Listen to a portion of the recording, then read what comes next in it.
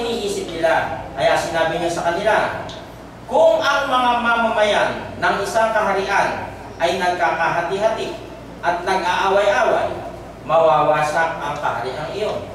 Ganito rin ang mangyayari sa isang lungsod. Ito yung example, isang kaharian daw. Tapos biglang nag-example uli ng isang lungsod. Nag-example uli ng isang tahanan na ang mga nakatira ay nag-aaway-away. Mawawasak yun. Bakit?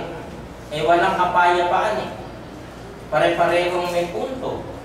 Pare-parehong may sinasabi. So mawawasak yung isang kaharian. Mawawasak ang isang lungsod.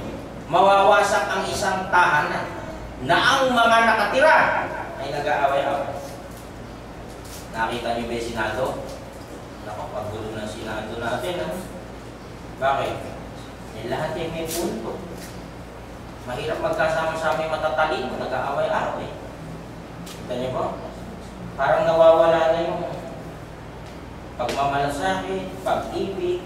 Kaya sinabi ng ating Panginoong Yesus, kung ganito mga mamamayan, ay magkakahati-hati yan.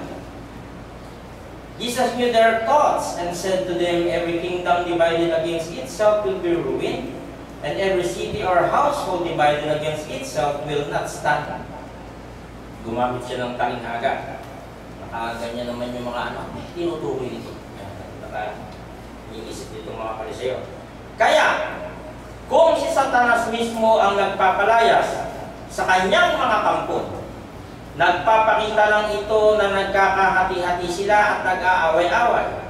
Kung ganoon, paano mananatili ang kanyang kaharian?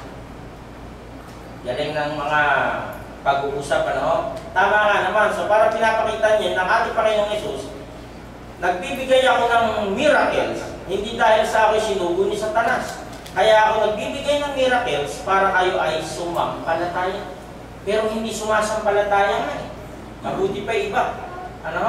Bakit? Ang nakikita nila, yung puntos na, bakit mo yan ginawa sa araw ng Sabat? Na dapat sana hindi mo ginawa yan kasi araw ng Sabat eh. Yun. Kaya makikita natin dito, nababalutan ng tradisyon ang kanilang pagsamba. At hindi po pwede po yun. Dito sa Matthew 15:7, kaya tayo ay maraming itinuro dito tungkol sa tradisyon eh. Ano po? Sa 15:7, ang sabi, ito na naman, kayong mga mapagpaimbabaw, ye hypocrites. Kita nyo? Sino tinutukoy natin sa konteksto? Pariseo, Saduseo, teachers of the law. Ano naman nakalagay? Mabuti ang pagkahula sa inyo ni Esaias na nagsasabi, ang bayang iti ginagalang ako ng kanilang mga labi. Yung parang Lord, Lord, lahat ng sinasabi nila tungkol sa labi lang, tungkol sa Diyos. Datapat ang kanilang puso ay malayo sa akin. Datapat walang kabuluhan ang pagsamba nila sa akin. Bakit nawala ng kabuluhan? Na nagtuturo ng kanilang pinakaaral ang mga utos ng mga tao. Kung maraming ganyan ngayon, diba? Bakit dumami ang relihiyon? Ang dami-dami nang nagtuturo, ang dami-dami nang nagkokontrahan, hindi mo malaman kung sino tama. Ano po? Nawawasak ang iglesia na itinayo ng Panginoong Yesus. Sa atin lang Church of Christ, kaya dami-dami natin. Hindi mananatili na Church of Christ lang. Iba't iba. Ano po? At dito makikita natin, pinapaliwanag ng ating Panginoong Yesus paano mananatili ang kanyang kaharian kung nagkakalaban si Satanas versus sa Satanas. And if Satan cast out Satan, Satan versus Satan, he is divided against himself. How shall then his kingdom stand? Diba? Paano mananatili yung kanyang kaharian kung nagbabakbakan lahat? Paano mananatili yung isang lungsod kung yung hari doon at yung reyna nag-aaway? Paano yung isang tahanan kung nagbabakbakan si mami at si daddy? Diba mawawasak? So yun yung pinakikita ng ating Panginoong Yesus para pagbintangan siya na siya ay sugo ni Satanas. At kung si Satanas nga ang nagbigay sa akin ng kapangyarihang magpalayas ng masasamang espiritu. Sino naman ang nagbigay ng kapangyarihan sa mga tagasunod ninyo na nagpapalayas din ng masasamang espiritu? So si Satanas din, gano'n. Kung ikaw ang nagbigay sa akin si Satanas, yung mga kaalyado nyo, yung mga kasunod nyo, si Satanas din. Gano'n ba? Ang ibig sabihin, sila na rin ang nagpapatunay na mali kayo. Diba? Kasi lagi na lang ganun eh. Sa kanyang pangangaral, ayaw tanggapin ng mga Pariseo. Kaya nag-udyok ito sa galit eh.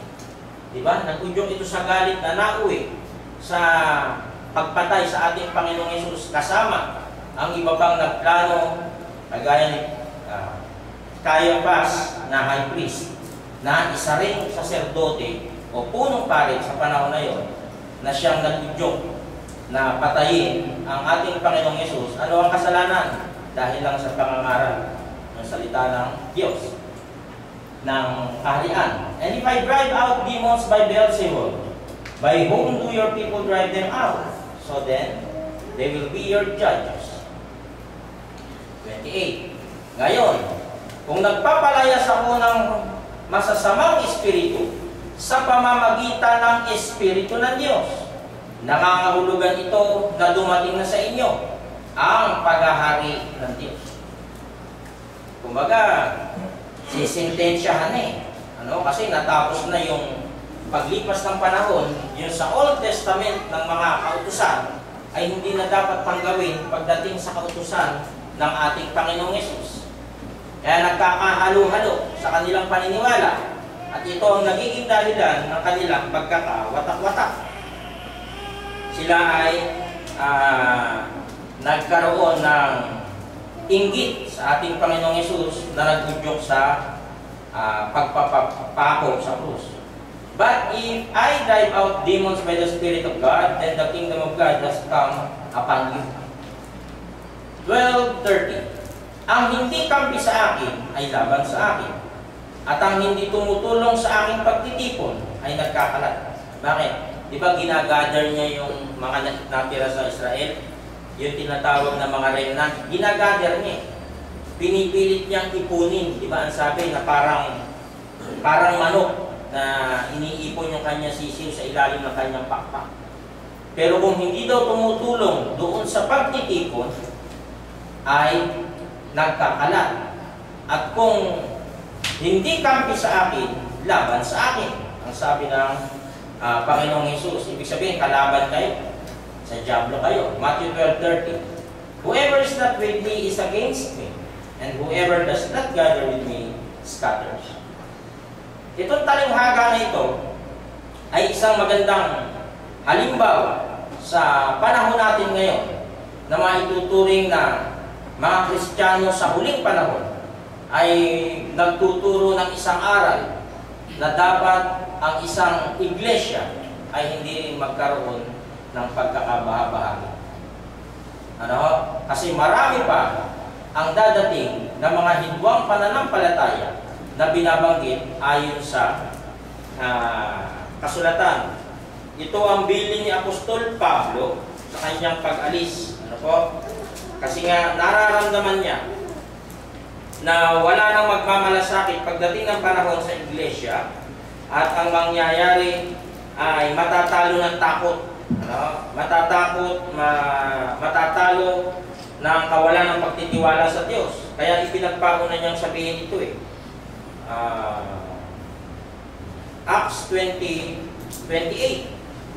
Ingatan ninyo ang inyong sarili at ang buong bawan. Nung ipatawag niya matatanda sa Efeso. Nasa kanila ay ginawa kayo ng Espiritu Santo ng mga obispo o overseer, tagamasid sa kawan, upang pakanin ninyo ang iglesia ng Panginoon na binili niya ng kanyang sariling dugo. Ito'y pag-aari ng ating Panginoong Yesus na pinagkamatayan niya. Madaling salita. Bakit niya sinabi yun? 29.